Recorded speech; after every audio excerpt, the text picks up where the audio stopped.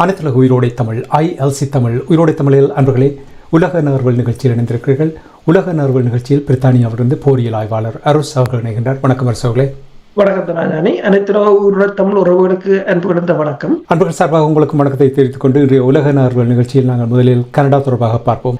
சமீபத்தில் உங்களுக்கு தெரியும், கனடாவுடைய பிரதமர் மாக்கானி அவர்கள் சீனாவுக்கு பயணத்தை மேற்கொண்டிருந்தார். அது மட்டுமில்லாமல் டாவோஸ் மாநாட்டில் அவருடைய ஆற்றிய உரை தொடர்பாக நாங்கள் ஏற்கனவே 2 தடவைகள் பார்த்திருக்கின்றோம். அதனை தொடர்ந்து டாவோஸ் மாநாட்டுக்கு டொனால்ட் ட்ரம்ப் அவர்களும் வந்திருந்தார். தொடர்ந்து டொனால்ட் ட்ரம்ப் அவர்கள் மாக்காணி மீதும் கனடா மீதும் அழுத்தத்தை பிரயோகித்துக் கொண்டிருந்த செய்திகள் பார்க்கக்கூடியதாக இருந்தது. 100% வரி கனடா மீது விதிப்பதாக எச்சரித்துக் கொண்டிருந்தார். ஆனால் இப்பொழுது அவர் அதை நடைமுறைக்கு கொண்டு வந்திருப்பது போல் தெரிகின்றது. கனடாவினுடைய நிலை என்னவாக இருக்கிறது? டொனால்ட் ட்ரம்ப் 100% வரி அடித்து விட்டாரா? நாளுக்கு நாள் உலகத்தின் நிலைமை மிக மிக மோசமாக கொண்டிருக்கின்றது. இது இவ்வளவு காலமும் மேற்குலகத்துக்கும் குளோபல் சவுத்தாக இருக்கலாம், ஏனைய நாடுகள் அரபு நாடுகளாக இருக்கலாம், அதுகளுக்கு இடையில் லத்தீன் அமெரிக்க நாடுகள் என்று அவர்களுக்கு இடையில் இடம்பெற்ற பனிப்போர் இப்போது அந்த கூடாரத்துக்குள்ளேயே ஆரம்பித்திருக்கின்றது. உங்களுக்கு தெரியும், கனேடிய பிரதமர் சீனாவுக்கு சென்றிருந்தார். சீனாவுக்கு சென்று 8 உடன்பாடுகளை மேற்கொண்டிருந்தார். அதன் பிற்பாடு 5 நாட்கள் கழித்து அவர் டாவோஸுக்கு சென்றிருந்தார். அங்கு ஒரு உன்னதமான உரையையும் ஆற்றியிருந்தார். அவர் உரையை ஆற்றியவர் அப்போது ஒன்றை கூறியிருந்தார். இது இந்த உலக ஒழுங்குள் முடிந்து விட்டது என்றுதான் அவர் கூறினார். டிரான்சிஷன் பீரியடை பற்றி அவர் கூறல, முடிந்தது என்றுதான் கூறினார். அதே போல அதாவது பழைய உலகுக்கு நாங்கள் திரும்ப மாட்டோம் என்றும் கூறியிருந்தார். அவர் இதை நாங்கள் முதலில் பார்த்திருந்தோம். அதுக்கு பிறகு அவர் ட்ரம்ப் அடுத்த நாள் தான் வந்தவர். ட்ரம்ப் வரும் வரையும் அவர் காத்திருக்கவும் இல்லை, அவர் சென்று விட்டார். அதன் பிற்பாடு ட்ரம்ப் உங்களுக்கு தெரியும், டாவோஸ்ல ஒரு அமைதி கவுன்சிலை அமைத்திருந்தார் இந்த ஹாசாவின் மீள் கட்டுமானம் தொடர்பாக. அதுல இருந்து காணியின் பெயரை அவர் அகற்றி விட்டார். அப்ப அதுல இருந்தே இந்த மோதல்கள் மேலும் உச்சமடைய தொடங்கிவிட்டது. ஏனைய எல்லோருக்கும் விளாடிமிர் புட்டினுக்கு சீன அதிபருக்கெல்லாம் அனுப்பியவர் இன்விடேஷனை, ஆனால் மாக்காணியை அதிலிருந்து நீக்கிவிட்டார். நீக்கியத பிற்பாடு ட்ரம்ப் ஒன்றை கூறியிருக்கின்றார். அதாவது இனிமேல் கனடாவில் இருந்து வருகின்ற பொருட்களுக்கு 100% வரி, 25% இல்லை, 35% இல்லை, 100%, 100% என்று சொல்லிவிட்டார். அது மட்டும் சொல்லாமல் கவர்னர் காணி என்றுதான் குறிப்பிட்டிருக்கிறார். அவரை கனடா பிரதமர் என்றும் குறிப்பிடவில்லை. கவர்னர் காணி அவர் சீனாவுடன் இவ்வாறான தொடர்புகளை பேணுவதால் தனது இந்த மிசைல் டிஃபென்ஸ் கோல்டன் டோமுக்கும் ஆபத்தாக இருக்கிறது என்றும் கூறியிருக்கின்றார். கனடாவை பொறுத்தவரையில் கனடா கிட்டத்தட்ட 8 வருடமாக கனடாவுக்கும் சீனாவுக்கும் இடையிலான உறவுகள் ஒரு உரை நிலையில் ஃப்ரோசனாகத்தான் இருந்தது. 8 வருடங்களுக்கு பின்னர் தான் மாக்காணி கனடாவுக்கு சென்றிருக்கின்றார். கனடாவில் இருந்து உற்பத்தி செய்யப்படுகின்ற மின்சார கார்கள் கிட்டத்தட்ட 49,000 சீனாவுக்கு சென்றிருக்கிறார்.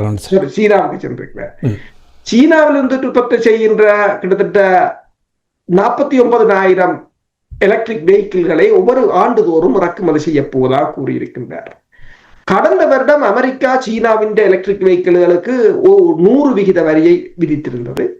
கனடாவும் எப்போதும் நீங்கள் பார்த்தீங்கன்னு சொன்னால் அமெரிக்க ஐரோப்பிய நாடுகளும் கனடாவும் இதுவரை காலம் எவ்வாறு இருந்ததுன்னா மிரர் மேப். இப்ப அமெரிக்கா ஒன்றை செய்தால் அதை அப்படியே ஃபாலோ பண்ணுவார்கள். அப்ப அமெரிக்கா 100% போடும் போது இவர்களும் 100% தான் போட்டார்கள் டாக்ஸ். இப்போது அதை 6% குறைத்திருக்கிறார். அதே நேரம் கனடாவில் இருந்து இறக்குமதி செய்யப்படுகின்ற பொருட்களுக்கு சீனாவும் 84%-இருந்து 15% அதையும் குறைத்திருக்கின்றது. இப்ப கனடாவிலிருந்து என்ன பொருட்களுக்கு குறைத்திருக்கிறார்கள் என்று சொன்னால், கிரப் என்று சொல்ற நண்டு வகைகள், ரால் வகைகள், லாப்ஸ்டர் என்று சொல்றார். இப்ப இது கனடா, இப்ப தாயகத்தில் இருக்கிறவர்களுக்கு கனடா அமெரிக்கா என்னத்தை ஏற்றுமதி செய்யணும் என்று கனடாவையும் இந்தியாவையும் பிரஸ் பண்ணுறது விவசாய பொருட்கள், சோயாபீன்ஸ், வெவ்வேறு கடலை வகைகள். இப்ப தாயகத்தில் இருக்கிறவர்களுக்கு அந்த கடல் உணவைத்தான் இப்ப சீனா கனடாவிலிருந்து சீனாவுக்கு வரப்போகுது. அதே கடல் உணவு தான் எங்கட தாயகத்தில் பகுதியிலிருந்தும் திருடப்படும். அது அங்க எங்களுக்கு அதோட வேல்யூ தெரியல. இந்த மேற்குலக நாடுகள் கூட அவர்கள் யோசிக்கிறது ஏதோ இங்க வந்திருந்தா போல இங்க நாங்கள் ஏதோ கம்ப்யூட்டரோட தான் இருக்கிறார். அப்படி இல்லை. இதுக்கும் விவசாயம் செய்கிறார்கள், கடல் உணவுகள் என்று அப்படித்தான் போகுது. அப்ப சீனா அந்த கடல் உணவுகளுக்கு வரியை குறைத்திருக்கிறது.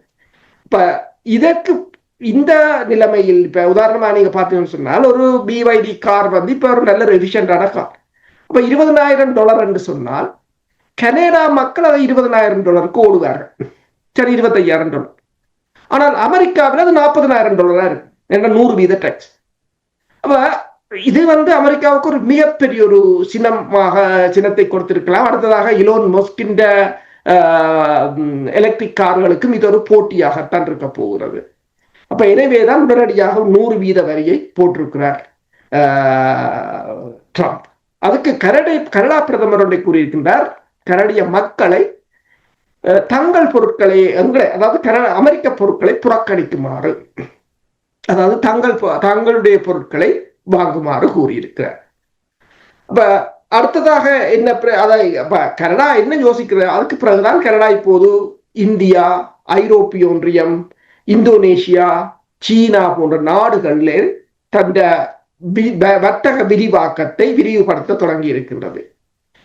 அப்ப இதற்கு இதுவரை காலமும் அமெரிக்காவுக்கும் கனடாவுக்கும் இடையிலான வர்த்தகம் மிக மிக அதிகம். கிட்டத்தட்ட ஒரு நாளைக்கு $3 பில்லியன் வர்த்தகம் நடக்கும் இங்காலம் அங்காலம். அதே போல் 3 பில்லியன். அதே போல கனடாவின் 75% பொருட்கள் வந்து அமெரிக்காவுக்கு தான் செல்வது. அப்ப இப்ப கனடா யோசித்திருக்கிறது 2030 அளவில் சீனாவுக்கும் கனடாவுக்கும் இடையிலான வர்த்தகத்தை 30% அதிகரிப்பது என்று அவர்கள் யோசித்திருக்கிறார்கள்.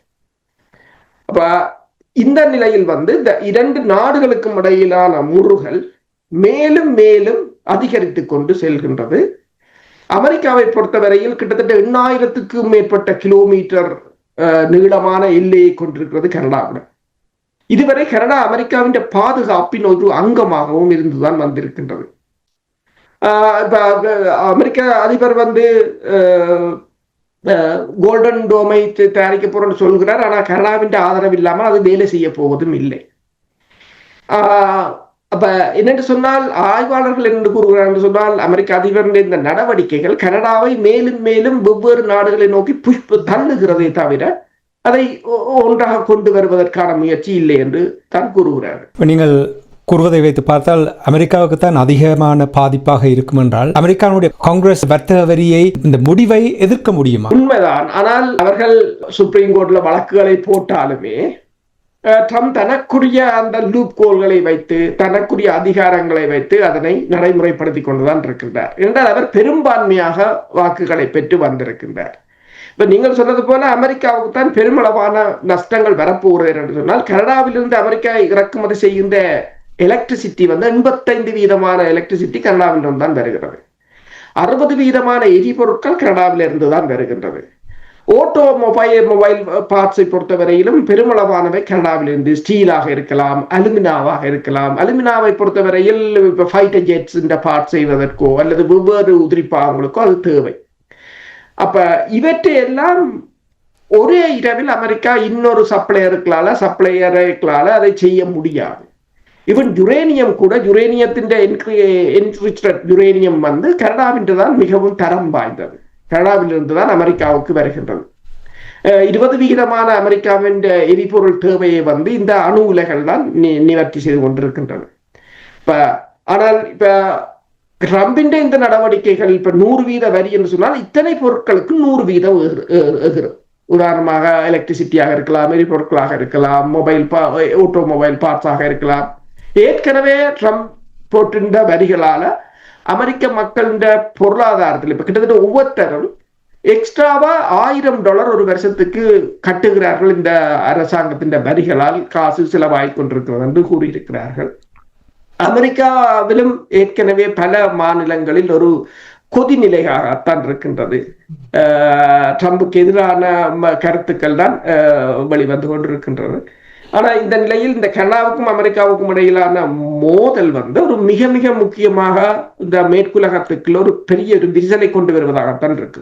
இந்த வர்த்தக போர் உலக பொருளாதாரத்தை எவ்வாறு பாதிக்கும் என்று நீங்கள் எதிர்பார்க்கிறீர்கள்? உண்மைதான். இப்ப நீங்கள் பார்த்தீங்கன்னு சொன்னால் தங்கம் வந்து கிட்டத்தட்ட $5100 எகிறிவிட்டது. இப்போது எல்லோரும் வெள்ளியில் முதலீடு செய்கிறார்கள்.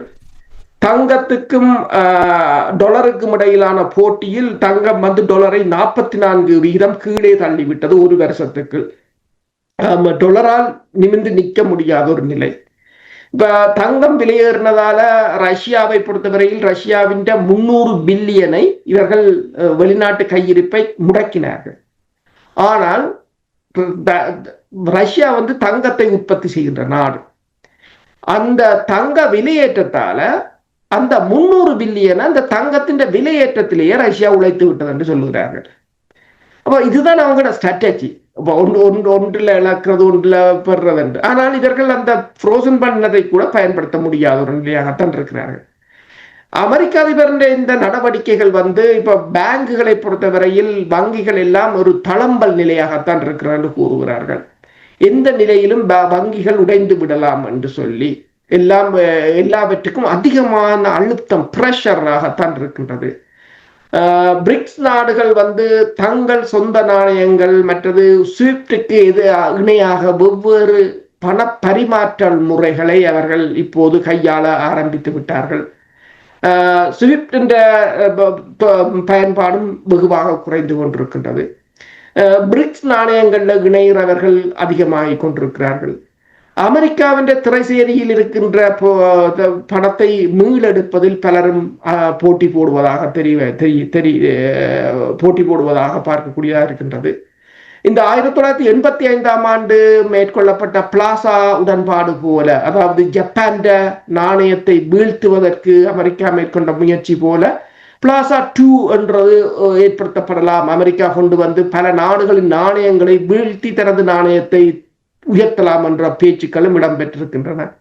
பங்கு சந்தைகளும் அப்படித்தான், ஒரு நாளைக்கு ஏறும் ஒரு நாளைக்கு இறங்கும் என்று சொல்லி அதில் ட்ரம்பின் கூட இருப்பவர்கள் அதை வைத்து பணம் சம்பாதித்துக் கொண்டிருக்கிறார்கள். கடந்த வாரம் கூட உங்களுக்கு தெரியும், இந்த ஐரோப்பிய ஒன்றியம் மீது போடப்பட்ட வரியை தொடர்ந்து கிட்டத்தட்ட $1.2 trillion இழந்திருந்தது பங்கு சந்தை. ஆனால் அடுத்த முறை அது ஏறினாலும் அது இன்னொருவரின் பாக்கெட்டுக்குள் தான் அது போயிருக்கும். ஆனால் இது மக்கள் பலர் அதில் தங்கள் சேமிப்புகளை எல்லாவற்றையும் இழந்திருப்பார்கள். இப்போ உலகத்தின் பொருளாதாரம் ஒரு மிக பாரிய ஒரு பின்னடைவை தான் சந்திக்கும்.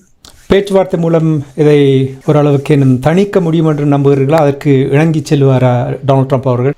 அதான் என்னென்று சொன்ன உடன்பாடு, அதாவது தற்போதைய இந்த வர்த்தக நிலைமை முற்றாக கொலாப்ஸ் ஆகுமோ அல்லது வேறு ஒரு மறுவடிவ ஒழுங்குக்குள் சீராக வருமானது இன்னும் ஒரு 6 மாதத்துக்குள்ள தெரிஞ்சுவிடும் என்று சொல்கிறார்கள். கூடுதலாக முற்றாக உடைந்து விடக்கூடிய நிலையில் தான் இருக்கின்றது, யாரும் விட்டு கொடுக்க முடியாத நிலை. அமெரிக்காவை இப்ப நீங்க சொல்லலாம் பேச்சுவார்த்தைக்கு என்று சொன்னால் அவரிடம் பேசுவதற்கு எதுவும் இல்லை என்று சொன்னால் அவர்களுக்கு ஓரளவு ஒன்று தெரிகிறது, தாங்கள் ஒரு வீழ்ச்சி நிலையை நோக்கி நிற்கின்றோம். அப்ப இயலுமானவரை இப்ப உதாரணமாக நீங்கள் பார்த்தீங்கன்னா வெனிசுலாவின் ஓயிலை கைப்பற்றினார்கள், கிரீன்லாந்தை கைப்பற்றி ஆர்டிக் பகுதியின் கடல் போக்குவரத்தை கையகப்படுத்துவது. இப்ப ஈரான் மீதான தாக்குதல் மூலம் ஹோர்முஸ் ஜலசந்தியை கைப்பற்றினால் ஒபேக் நாடுகளில் இருந்து வருகின்ற எரிபொருட்களை கைப்பற்றலாம். அப்ப அவர்கள் சொல்வதுதான் விலை. அவர்கள் டாலரில் வாங்க வேண்டும் என்றால் நீங்கள் டாலரில் வாங்க வேண்டும். அவ்வாறான அப்ப இந்த முயற்சிகளைத்தான் அவர்கள் இப்போது செய்து கொண்டிருக்கிறார்கள். இப்ப இதில் பேச்சுவார்த்தை என்றது இப்ப உங்களுக்கு தெரியும், பேச்சுவார்த்தைக்கு போக வேண்டியது என்று சொன்னால் ஐரோப்பிய ஒன்றியம், கனடா போன்ற அவர்களுடைய அலைஸ் என்று சொல்ற நட்பு நாடுகள்லாம் முதலில் ஆரம்பிக்கலாம். ஆனால் நட்பு நாடுகளே இப்போது தப்பியோடுற நிலையில் இருக்கிறார்கள். நட்பு நாடுகள் யாரும் போகிறார்கள் இல்லை. அப்ப காணி ஒன்றைத்தான் கூறினார், சிலர் ட்ரம்பை டடி என்று அழைக்கிறார்கள், சிலர் ட்ரம்பை இப்ப மெலன் சொல்ற ட்ரம்புடன் சண்டை பிடிக்க வேண்டாம் என்று, நேட்டோவின் அதிபர் ட்ரம்பை டடி என்று அழைக்கிறார்கள், குளிர்மைப்படுத்த யோசிக்கிறார்கள். ஆனால் அவ்வாறு வார உறவு நீங்கள் உங்கள் சுயமரியாதையும் உங்கள் இறமையையும் இழந்து பெறுவதாக இருக்கும். அது ஒரு நாளின் நிலை. அதுதான் காணியே டாவோஸ்ல சொன்னார். இவ்வாறு நாங்கள் செய்வது உங்களுக்கு ஒரு நாளும் நன்மை தராது. நீங்கள் ரியாலிட்டியை ஏற்றுக்கொள்ளுங்கள், என்றதான் அவற்ற கருத்தாக இருந்தது. அப்ப அதே போலதான் ட்ரம்ப் கூறினார், அமெரிக்காவால தான் கனடா வாழ்கிறது என்று. காணி கூறினார், இல்லை, அது கனேடிய மக்களின் உழைப்பால தான் கனடா வாழ்கிறது என்று. அப்படியே இரண்டு பக்கமும் மிக பாரிய ஒரு மோதலாகத்தான் இருக்கின்றது. ஐரோப்பிய ஒன்றியம் மீதும் ட்ரம்ப் கடுமையான பாய்ச்சலை மேற்கொண்டிருந்தார். இப்போது ஐரோப்பிய ஒன்றியம் இந்த கிரீன்லாந்து விவகாரத்தில் இறங்கி வராது விட்டால் அவர்களுக்கும் வரிகள் அதிகமாக போகிறது. எல்லோரும் இப்போது வெவ்வேறு நாடுகளை நோக்கி ஓடிக்கொண்டிருக்கிறார்கள். என்ன பிரச்சனை என்று சொன்னால், இப்போது அவர்கள் தங்கள் மக்களை காப்பாற்ற வேண்டும், அல்லது அவர்கள் அந்த தங்கள் நாட்டில் இருக்க முடியாது என்ற ஒரு நிலைமையாகத்தான் இருக்கின்றது. இங்க பாத்தீங்கன்னு சொன்னால், முன்னர் கன்சர்வேட்டிவ் கட்சியில் இருந்த முன்னாள் உள்துறை அமைச்சர் இப்போது ரிஃபார்மில் இணைந்து விட்டார். அப்படி எல்லோரும் அந்த பெரும்பெரும் கட்சிகளை விட்டே தப்பி ஓட வேண்டிய ஒரு நிலையாக இருக்கின்றது. ஏதாவது ஒன்றை செய்ய வேண்டும் என்று சொன்னால் மக்கள் இதற்கு மேலும் இந்த பொருளாதார சுமைகளை தாங்க மாட்டார்கள். இவர்கள் எல்லோரும் சட்டத்தை மீறிய குழப்பகாரர்களான நீங்கள் கூறுகிறீர்கள். பொல்லாத அவருடைய வேற்றினத்து தோளாக இருந்தாலும் அவர் வெள்ளை இனத்தவர் போல் தான் அவருடைய நடத்தைகள், அவர் போல் தான் பிரீத்தி பட்டேல் என்று என்பவர் இருக்கின்றார். சரி, அவற்றை நாங்கள் இன்னொரு சந்தர்ப்பத்தில் பார்ப்போம். இன்று நான் நினைக்கிறேன் நீங்கள் இப்பொழுது மாக்காணி தொடர்பாக கூறும்பொழுது, டொனால்ட் ட்ரம்ப் அவர்களுக்கு மாக்காணி அவர்கள் டாவோஸில் அவர் ஆற்றிய உரை நிச்சயமாக அவருக்கு ஒரு சீற்றத்தை ஏற்படுத்திக் கொண்டார். அவ்வளவு சிறப்பாக அந்த உரையை ஆற்றினார். அவருக்கு அந்த ஆளுமை இல்லை என்பது அது கூட எரிச்சலை ஊட்டி இருக்கலாம் என்று கூறிக்கொண்டு, இன்றைய உலக நகர்வல் நிகழ்ச்சியில் கனடா தொடர்பாக அமெரிக்காவுடைய நடவடிக்கை தொடர்பாக உயிரோடை தமிழ் உறவுகளுக்கு எடுத்து வந்தமைக்காக உயிரோடை தமிழ் அன்பர்கள் சார்பாக நன்றி கூறிக்கொண்டு மீண்டும் இன்னொரு நிகழ்ச்சி இணைந்திருப்போம். அதுவரைக்கும் நன்றி, வணக்கம். நன்றி, வணக்கம். எமது பார்வையாளர்களுக்கு வணக்கம். மக்களின் குரலாய் ஓங்கி ஒலிக்கும் இலக்கு மின்னிதழ் மற்றும் உயிரோடை தமிழ் வானொலி ஆகிய இவ்விரு ஊடகங்களும் உங்களைப் போன்ற எமது நேயர்கள் நண்பர்களின் ஆதரவிலேயே இயங்கி வருகின்றன. மிக குறைந்த பலங்களுடன் பல இடர்கள் மற்றும் தடைகளை தாண்டி பயணிக்கும் எமது ஊடகங்களின் பணிகள் மேலும் வளர உங்களால் முடிந்த நிதி உதவியை வழங்கி இன்னும் காத்திரமான செயற்பாடுகளை முன்னெடுக்க உதவுமாறு மிகவும் பணிவன்புடன் வேண்டி நிற்கின்றோம். உங்கள் பங்களிப்பு உங்களின் உரிமை குரலாய் ஓங்கி ஒலிக்கும். நன்றி.